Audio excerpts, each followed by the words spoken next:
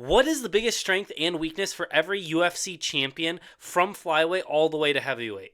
That is the question I'm going to try and answer in this video because obviously each champion is at the top of their division for some reason or another. Whether they've got there by dominating all the way up or they got there pretty luckily, each and every one of them has an incredible strength in their game and has some big weaknesses.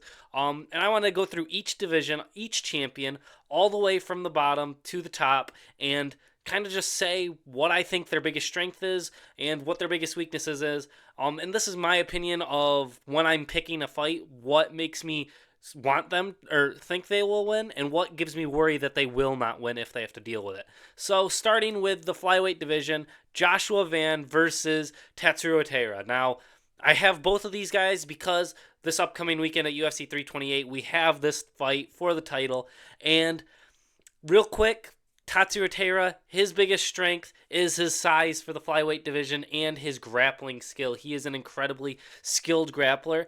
The biggest weakness for someone like Tatsuro Taira is that not too experienced in high level MMA fights so far. He's fought Brandon Royval, fought Brandon Moreno. He's lost to Royval.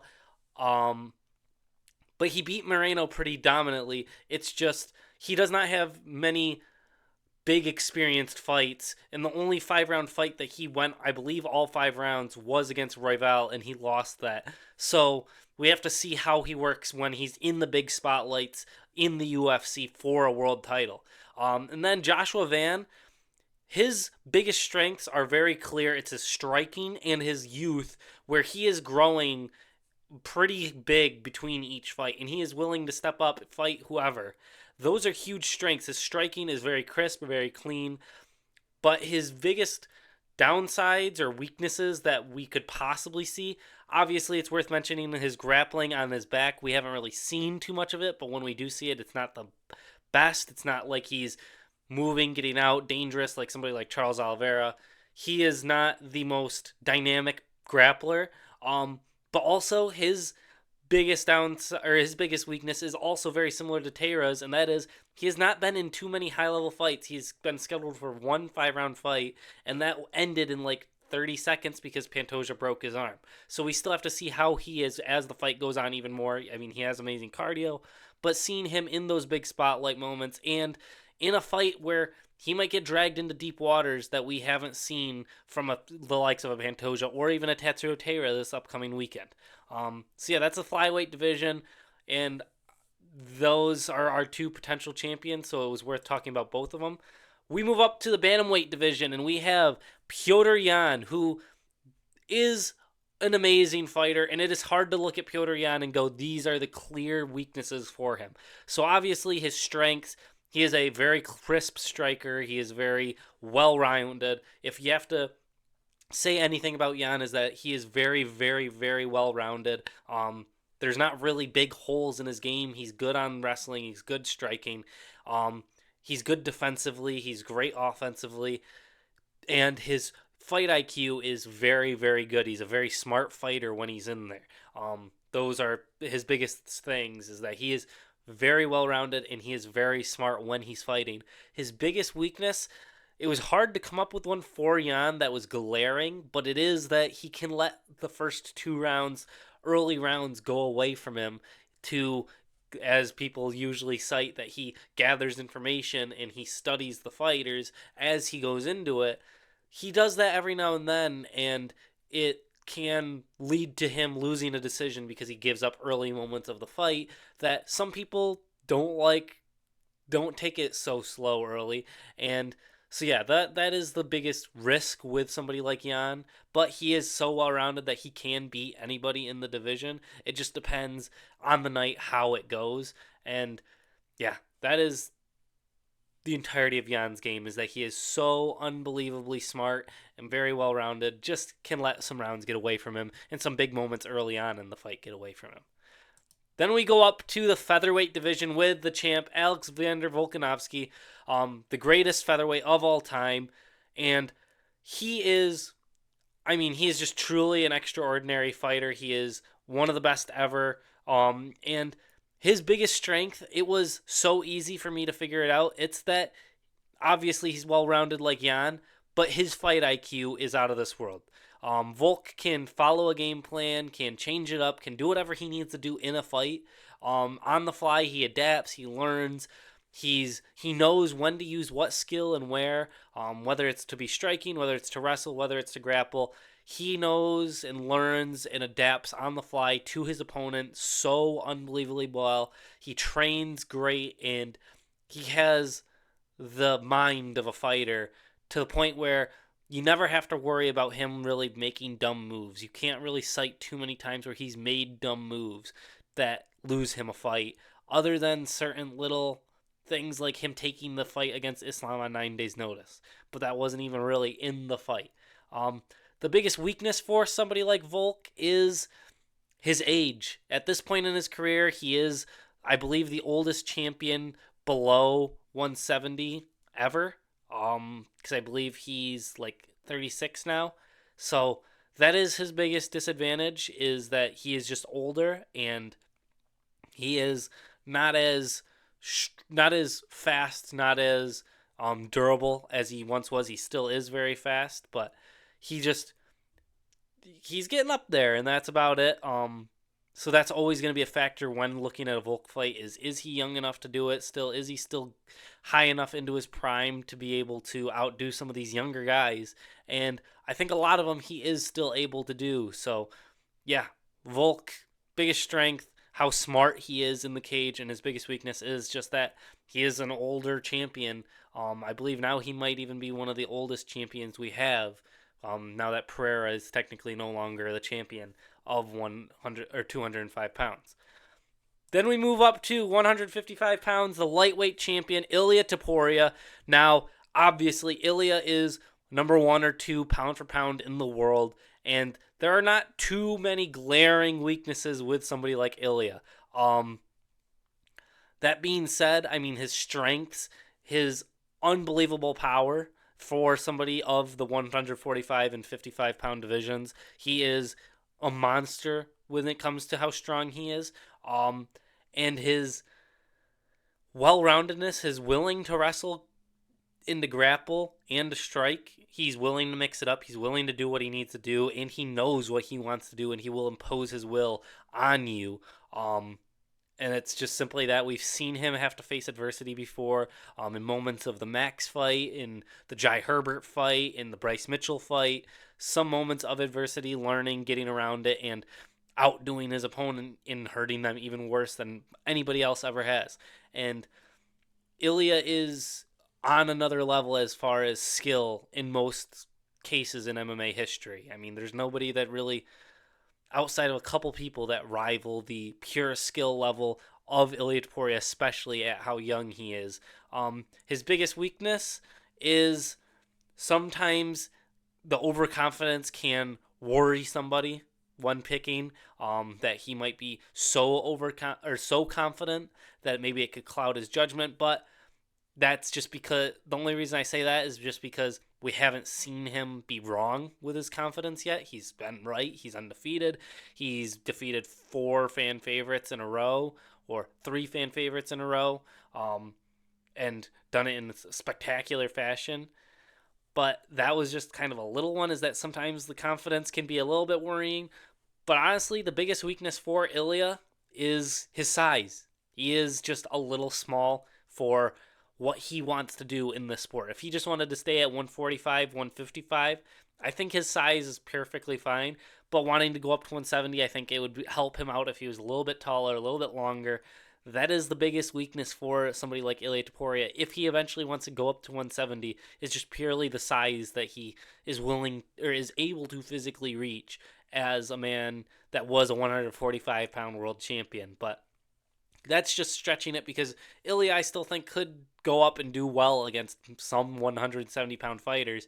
It's just that it could be a source of his downfall if he ever moves up there, is that he is just not as naturally heavy as some of the guys that fight up there. So, yeah, and that's Ilia Topuria. Now we move up to welterweight with Islam Makhachev. Obviously, just like I said for Ilya, number 1 and 2 pound for pound in the world, one of the best fighters ever in history, one of the greatest fighters of all time is Islam Makhachev. And his strengths, obviously the wrestling. He is such an unbelievably good wrestler, just like the rest of the people out of that Khabib camp. He is very disciplined and well trained. Usually, I don't think there's any fights I can remember where watching Islam go in there, you're thinking he's not going to be trained to the max. He is going to be trained properly and conditioned very well due to his discipline from being in that Khabib camp. And just the uber level of wrestling skill, and is a decent striker in certain. Wow, that was my brain just died. In certain moments, he can be a very well using striker. He can do what he needs to do. But honestly, I think the biggest weakness for somebody like Islam Makhachev is that he is not the most damaging striker in UFC history. We all know that. There's not many fights that I can think of where he put the damage hard onto a fighter he was fighting. And I don't think there's any fights that I can think of where he made the person look dramatically worse than he looks by the end of the fight. I mean, the JDM fight, yeah, but there wasn't too much damage. It was just more that JDM was hurt from some injury that he suffered throughout the fight, but like his face wasn't beating bloodied, and that's why it keeps some of his fights, like the one with Volkanovski, a little bit closer, and the one with Poirier, where it seems like Poirier, is losing some of the striking battles, but Poirier lands that cut that slices up Islam's head. It sometimes it can make it seem like Islam's not doing as much because his strikes aren't as damaging as a lot of other fighters. He doesn't really cause too much blood to come out. He doesn't slice you open with elbows usually. He doesn't land too many amazingly powerful punches that wobble somebody. Usually if it ends up on the ground, it's not because he dropped them, it's because he put them there. And that works for Islam's style, but it is worth noting that if somebody had the takedown defense to stuff that and then was better on the feet, more damaging, they could probably beat Islam Makhachev. It's a lot to say that you can stuff the takedowns of Islam Makhachev. So, yeah, that is the biggest weakness in Islam Makhachev's game I could try and pick and find, but the same thing with him and Ilya, it is really hard to find something that they are deficient in. Then we move up to the middleweight division, and we have Khamzat Chimaev. Obviously, his biggest strength is his wrestling. His wrestling and his aggressiveness. He is probably the greatest wrestler offensively in UFC history. And I'm willing to say that even with an Islam Makhachev, even with a Khabib, I think his offensive wrestling is the greatest in UFC history. He is able to control, dominate, move people purely off of his wrestling, and he does it so aggressively, so early, so quick. You know what he's going to do. You just can't stop it. It's not a matter of if, it's a matter of when, and that is his biggest weakness. And when he is forced to stand on the feet, he is still going to be able to try and get those takedowns. He's still going to be shooting them. And it's going to succeed some of the times. His offensive wrestling is obviously his biggest strength. He is one of the greatest wrestlers ever. And his biggest weakness that I could come up with and think of is his cardio. Yes, he looked better in the Dricus fight, but he didn't have to exert himself too much in that fight. I think if there's a fight where he has to stand a little bit more than he had in the Dricus fight, where he's having to throw, he's not able to get some of those takedowns, it gets bad for Khamzat. We've seen him have massive cardio issues in the Usman fight, in the Burns fight, in some of his other fights. He's just slowed down a little bit as it goes on. And sometimes for somebody like Khamzat, who's not the greatest, most dangerous technical striker in the world, when you don't have the ability to rely on your wrestling and you're getting tired in the 4th, 5th round, that could pile up against you. And I think that is his biggest weakness, is that he can lose his cardio a lot. And another one that Yes, he's getting over it a little bit more now, but he used to back in the day get so sick in between camps because of training too hard and this and that he would be hospitalized and almost die. And so that is his immune system not being able to support some of the heavy training that he used to do. Now, I'm guessing they've kind of ironed most of that out, but there is always that worry that he might just pull out of a fight in fight week because he's so sick that he can't do anything. So, yeah, that is for Hamzat. And then because he is facing Sean Strickland this weekend is hard. It's not, I can't not do one for Sean Strickland. His biggest strengths is his striking. He is one of the most technical strikers and tricky strikers, and one of the most defensively sound strikers in the entire UFC. I might think he might be the most defensively sound fighter in the UFC. Doesn't really get hit too hard often. Keeps his fights pretty close most of the time. Has decent ground game, but not anything super notable where it's like, oh my gosh, this is out of this world. But his striking, he's very hard to deal with, and his cardio is really good. He's going to be able to keep the same pace the entire fight, and you're not going to really be able to do anything about it. His biggest weakness, though, is he sometimes gets into his own head and kind of avoids his game plan that works. He avoids the path of least resistance just because he feels like it. He said that in the Pereira fight. He's had it in other fights where he just avoids the path of least resistance sometimes, and it's not the best thing for him to do. He avoided it in the Islam Makhachev fight, or not in the Islam Makhachev, Israel Adesanya fight, but that worked in his favor because what we thought was the path of least resistance, he was able to outstrike Israel Adesanya, which was absolutely massive. And yeah, one of his biggest weaknesses is that he gets into his own head, avoids the path of least resistance, and it's hard for Strickland with his style of fighting when he's not leading the dance, when he's not up on the scorecards, when he's not snowballing ahead to catch up. It's hard for him to come back out of nowhere. If Strickland was down 4-0 going into the 5th round, you're not expecting Strickland to be able to pull it out of the bag. It's not something that he does. He's more of a lead the dance, lead you, take points away from you, take rounds off of you, and if he finishes you, he finishes you, but he is not the type of person that really ever comes back out of nowhere. So, yeah, that is Sean Strickland and Khamzat Chimaev for the middleweight division. Going to be an interesting fight to see this weekend if it still actually happens.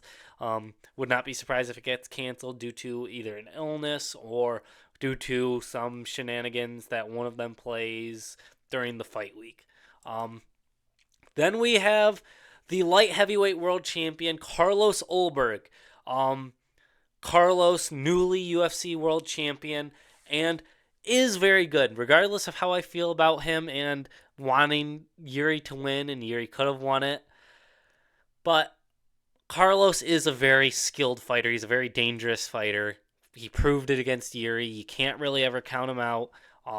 He's very fast, very strong. He has a very, very smart way of striking where he is an excellent counter striker, very fast and very smart with his strikes.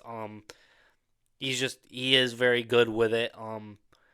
The strengths that he has are his speed and his counter punching ability, and he is pretty intelligent he's not young, but at this point in his career, not having fought the who's who yet, being as intelligent as he is right now, it is worth noting as a pretty decent strength. His biggest weakness in his game, I would say, for Carlos Ulberg, is that he hasn't been in too many huge spotlight moments, and he is not a beloved fighter, which does work against him when he is in certain places. Now, yes, he seems to be somewhat okay with it and able to deal with it, but that can go against you. And I think that sometimes he can let fights get away from him if he is too focused on counter-striking and not really causing too much damage. Like the Jan Blachowicz fight, I still think Jan won that. He can make mistakes that when he makes a mistake, it seems like it's more costing him, and it can hurt him severely in the scoring of a round when he doesn't land what he needs to land. And yeah, so Carlos Ulberg, I think his biggest strength is his speed, his counterpunching, his strength. And then his weakness, I would say, is that he's not used to the spotlight yet. He is not a well-known or used to being the guy who is hunted, and he is also just he can let fights get away from him with trying to counter-strike too much and not really thinking certain things through, that sometimes mistakes can be more critical to his type of style of fight than for a lot of other people's. Considering he's not the most offensive, push forward type of guy, being on the back foot, you can let your rounds get away from you a little bit if you're not able to put somebody out, which kind of happened with the Yan fight. Then we move up to the heavyweight division. Now, obviously, at the White House, we have Alex Pereira and Ciryl Gane fighting for the interim. But I didn't count Justin Gaethje's interim belt because that's more of a number one contender for me than a world champion. And I didn't count Charles Oliveira's BMF belt, which is also in the lightweight division. So going off of just undisputed champions and obviously the title challengers for this upcoming weekend, Tom Aspinall, his greatest strength is very obviously his speed. For the heavyweight division, his speed and well-roundedness with grappling is the biggest thing. His speed, his movement is by far, though, his biggest strength. He is very, very quick, very, very quick hands. And that separates him from a lot of UFC heavyweights. Only like the Ciryl Ganes have really been able to keep up with him in his speed. And that's by far in my mind his biggest strength. Just imagining Tom Aspinall bouncing around, jabbing up people, he feels like a different weight class than these guys, and he is just as big as them. So his speed and his movement, his footwork is some of the best in the UFC heavyweight division. And his biggest weakness is that obviously he is not the most experienced in long round fights, and he has a lot of pressure on him from the UFC fan base due to him being the one supposed to beat John Jones, which I think he would have. But him having that pressure put on him is massive, and he takes that into every fight now. He's going to be hate-watched by a lot of people, sadly, in every fight he has. And then otherwise, other than him just being a little bit inexperienced with longer fights, his biggest weakness right now is that he might never be able to fight again because of the eye injury caused by Ciryl Gane. So it's hard to say that he is going to be 100% when he comes back, and his vision might be off, or he might be out of training for a while, and it might just reset him. It might hurt him a lot more than just his vision. So yeah, that is that. Real quick, I'll give some stuff for the Alex Pereira and Ciryl Gane. Alex Pereira, biggest strengths, obviously one of the greatest strikers we've ever seen in the history of the sport. Ungodly power, and just very, very intelligent when it comes to striking with people, way to set them up and use all of his weapons to hurt people, whether it's a knee, elbow, punch, kick, everything. Then I think his biggest weakness right now, his chin can be a little bit touchy sometimes. And then also, he's going to be a little undersized for heavyweight, all things considered, with who he's fighting and who is at the top of that division. He's going to be a little bit, he's not as natural of a heavyweight as Ciryl Gane, as Tom Aspinall, as Alexander Volkov. And that is a red flag in Alex Pereira's game. Ciryl Gane, his biggest strength is his speed and his striking. He is very fast. He has good footwork. He's a very good heavyweight. He is quick for a heavyweight. He is dynamic for a heavyweight. His biggest weaknesses, though, are he usually folds in high-pressure moments, and he has a habit of cheating, whether it's with eye pokes frequently or whether it's with back-to-the-head shots or nut kicks. Him and his camp usually have typically been known for cheating, and that is a weakness in his game, because I think hopefully now, especially the UFC judges will be looking out more for cheaters and people doing it, whether it's on purpose or an accident, still keeping that eye out.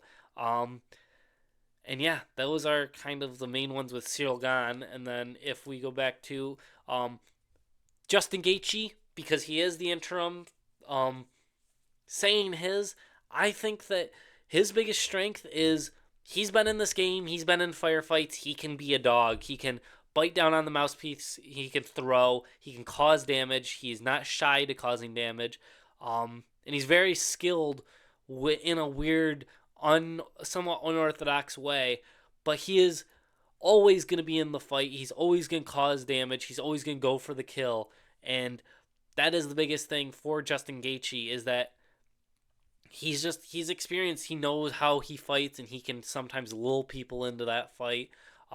His biggest weaknesses, though, his chin is going a little bit more not bad, but as he's gotten older, he's definitely coming to the end of his career. He's been in so many dog fights that it's kind of wearing on him a little bit, and he can be caught due to him not being the most defensively sound, keeping his hands down too low, whatever it may be, and getting overzealous and then getting caught. And yeah, that's Justin Gaethje's. Charles Oliveira, he's the BMF champion, but I'll just say his quick biggest strength, obviously Charles grappling and willingness to always fight, go into the fire, do what he needs to do, but his grappling, he's the greatest grappler in the UFC as far as jiu-jitsu with submissions, whatever it may be. And then I would say his biggest weakness is obviously Charles is getting a little older and his chin is gone in most scenarios. And yeah, that's it for the UFC World Champions of each division and some of the interim champions or title challengers. Maybe someday I'll do the women's divisions. But yeah, that was every strength and weakness that I personally have for each UFC World Champion. And thank you for watching. Let me know ones you agree with, disagree with. And yeah, which UFC champion do you think loses their belt first? Not including this weekend if you think it's going to be Van versus Taylor. What other ones past this weekend? Who do you think loses their belt first in the UFC? And yeah, thank you for watching. Have a good day. Let me know if you enjoyed this type of video, and talk to you later. Bye.